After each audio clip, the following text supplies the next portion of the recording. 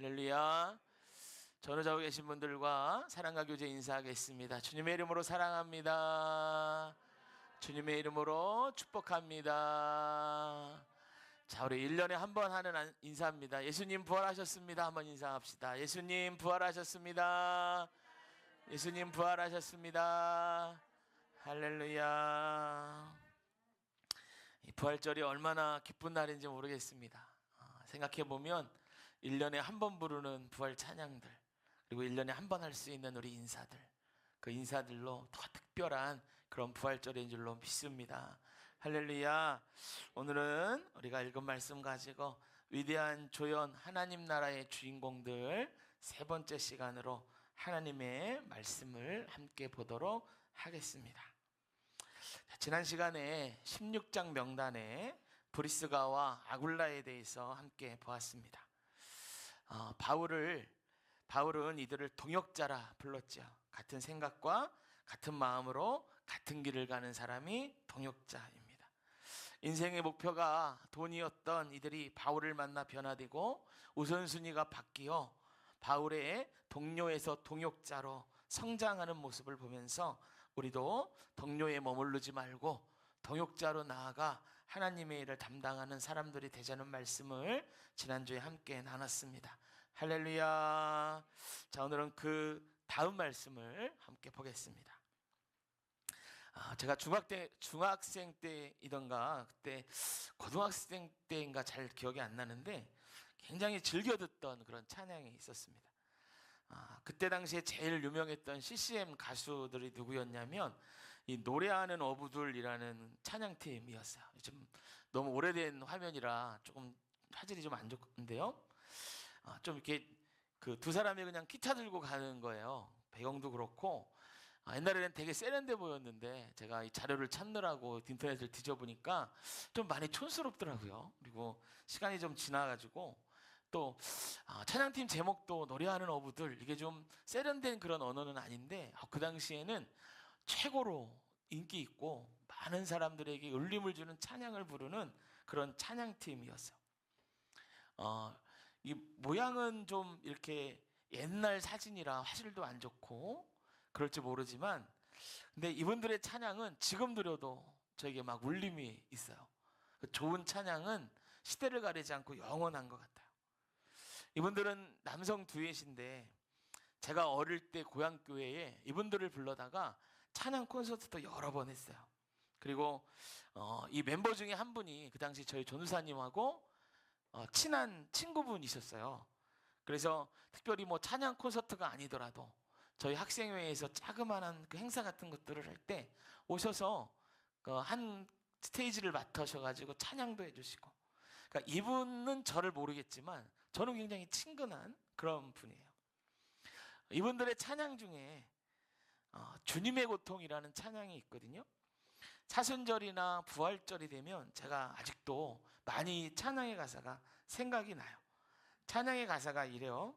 주님이 결박당하실 때 나의 마음 괴로웠고, 주님이 매맞고 능욕당하실 때 나 어찌할 줄을 몰랐으며, 주님이 채찍으로 맞으실 때 내 눈에 눈물이 고여 흐르며, 주님이 못 박힐 때 내가 흔들림이여 내 눈에서 오열의 파도가 넘치며 나의 마음 걷잡을 수 없어라. 그의 아픔이 내 아픔이요 그의 죽음이 내 죽음이라. 그러기에 그의 부활도 내 부활이네. 그러기에 그의 부활도 내 부활이네. 할렐루야. 제가 어릴 때 이 찬양 부르면서 참 많이 눈물을 흘리고 은혜 받았던 기억이 있습니다. 그러니까 주님의 부활은 예수님의 십자가 고통에 참여한 자에게 진짜 부활된다라는 내용의 찬양입니다. 전 설교를 준비하기 위해서 다시 이 찬양을 듣고 자료를 찾고 가사를 묵상하는데도 지금도 저한테 이 찬양의 은혜가 되더라고요. 아까도 말씀드렸지만 좋은 찬양은 시대를 가리지 않고 우리에게 많은 은혜를 준 것 같아요. 여러분, 오늘 제가 소개한 이 노래하는 어부들의 찬양 가사처럼 예수님의 고난에 참여하여 예수님의 부활이 정말로 자기의 부활이 된 어떤 한 사람을 오늘 소개하고자 합니다.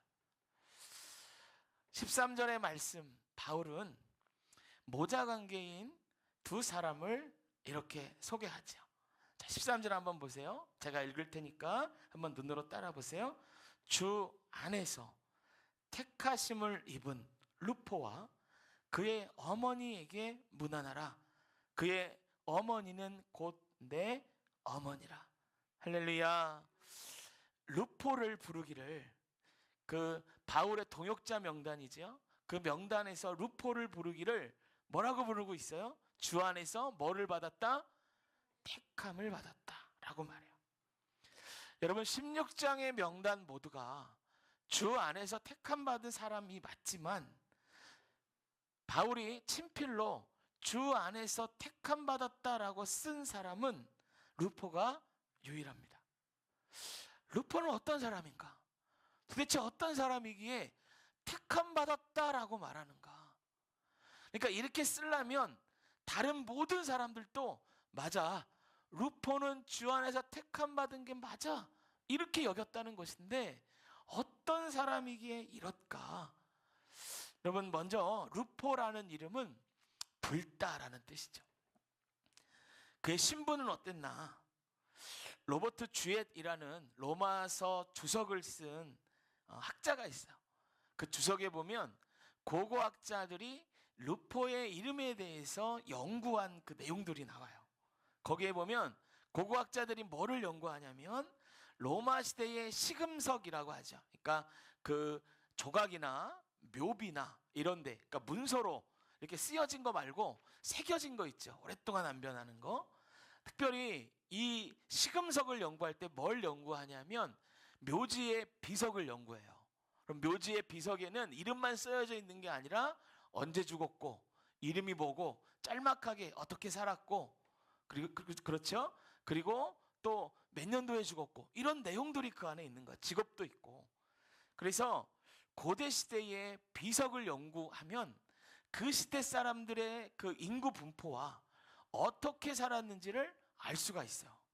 그래서 이 시금석을 연구하는 학문이 굉장히 발달해 있는데, 학자들이 로마 시대의 묘비를 검색하면서 그 시대에 그걸 검사를 하면서 특별히 루포의 이름을 모아봤어요.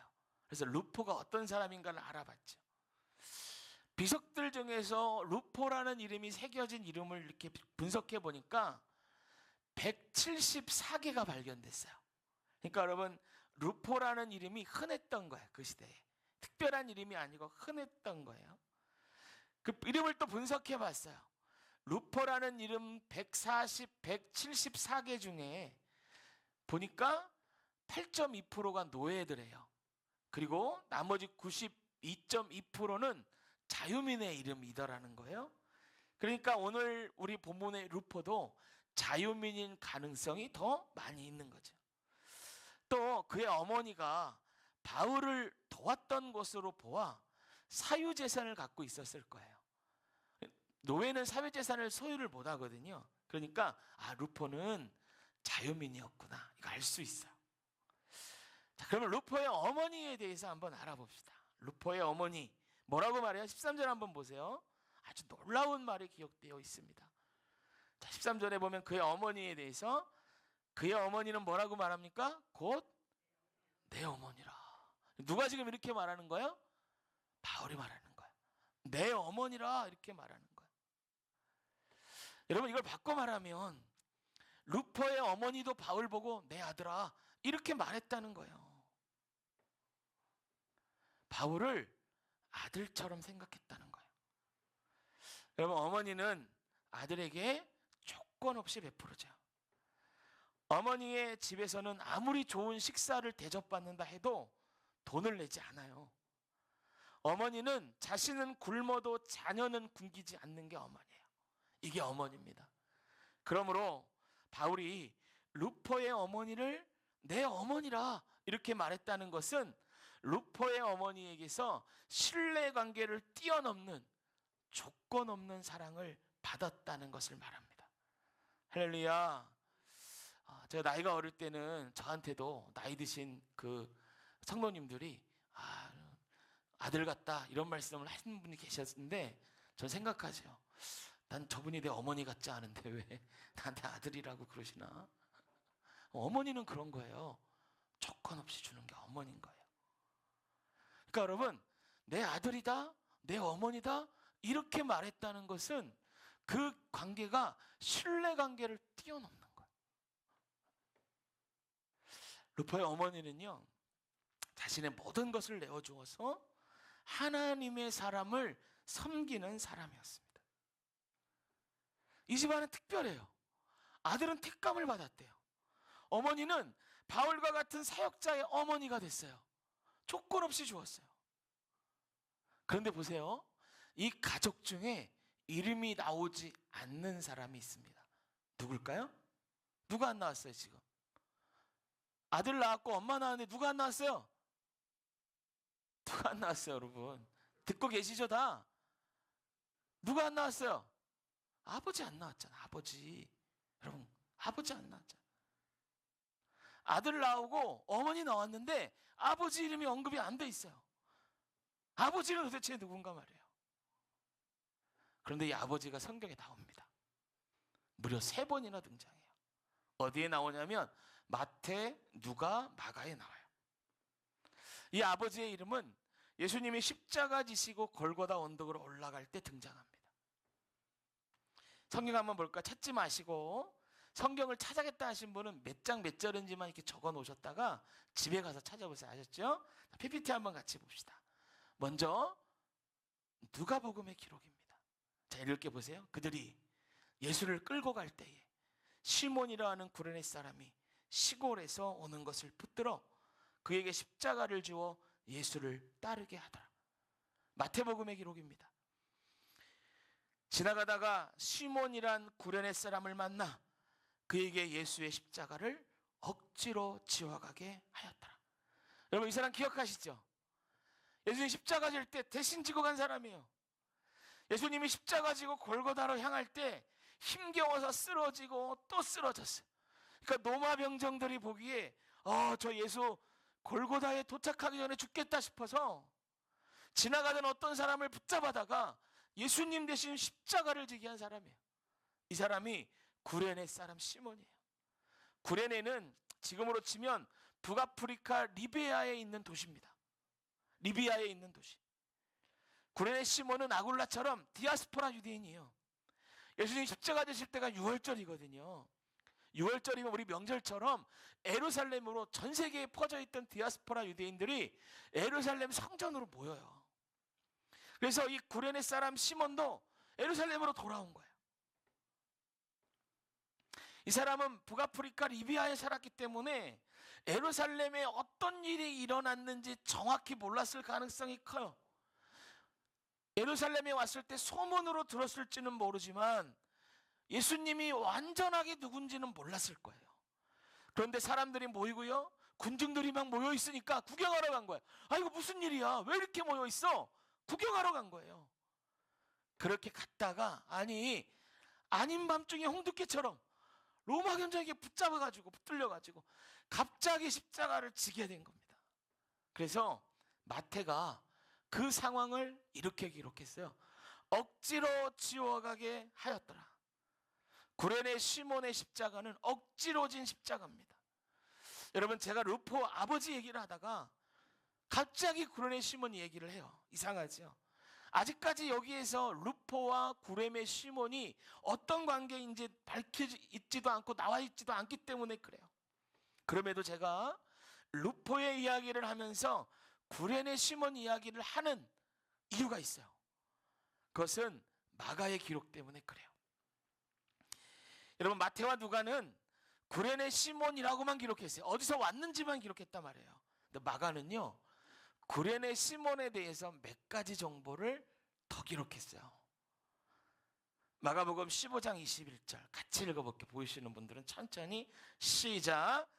마침 알렉산더와 루포의 아버지인 구레네 사람 시몬이 시골로부터 와서 지나가는데 그들이 그를 억지로 같이 가게 하여 예수의 십자가를 지우고, 할렐루야, 마침 알렉산더와 루포의 아버지인 구레네 시몬.